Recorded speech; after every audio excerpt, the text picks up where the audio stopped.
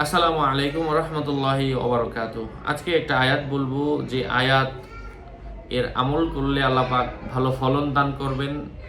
ফসলের মাঠের মধ্যে যে আয়াতটা জাফরান দিয়ে লিখে পানি দ্বারা ধুয়ে ছিটিয়ে দিলে আল্লাহ পাক পোকামাকড় থেকে হেফাজত করেন। যদি আপনি মুসলিম হয়ে থাকেন, আল্লাহর কোরআনের উপর আপনার আস্থা থাকে, তো আজকের এই আমলটা আপনার জন্য।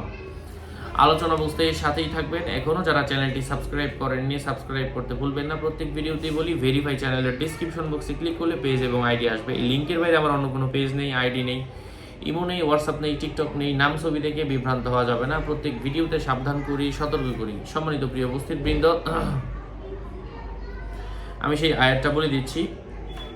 এই আয়াতটা হচ্ছে আপনাকে অবশ্যই পবিত্র অবস্থায় জুমার নামাজের পরে কাবার দিকে ফিরে, যেদিক ফিরে আমরা নামাজ পড়ি ওই দিকে ফিরে, কেবলার দিকে ফিরে আমরা 100 বার দুরূদ শরীফ পড়বো, 100 বার আস্তাগফিরুল্লাহ পড়বো এবং সূরাতু আল আনআম আয়াত নম্বর 95, সূরাতু আল আনআম আয়াত নম্বর 95, এই আয়াতটা মিশক আম্বর জাফরান দ্বারা কাগজের মধ্যে লিখে পানি দ্বারা ধৌত করব। ধৌত করলে কাগজের লেখা চলে গেলে কাগজটা ফেলে দিব, তো আয়াতটা মিশে যাবে পানির সাথে এবং এই আয়াতের পানিটা আমরা ফসলের মধ্যে স্প্রে করে দিব।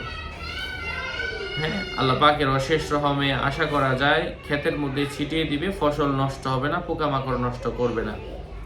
কোরআনের কোন আয়াতটা? সূরাতু আল আনআম আয়াত নম্বর 95। আয়াতটা হচ্ছে আউযু বিল্লাহি মিনাশ শাইতানির রাজিম।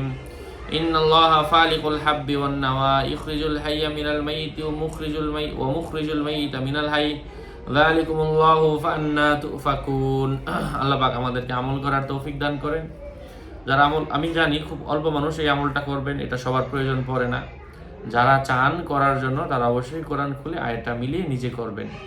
আর অরিজিনাল কালি যাদের প্রয়োজন আমার সাথে কথা বলে নিয়ে নেবেন 01908183699। অরিজিনাল জাফরান কালি, কলম, পেপার। হ্যাঁ, আসসালামু আলাইকুম ওয়া রাহমাতুল্লাহ।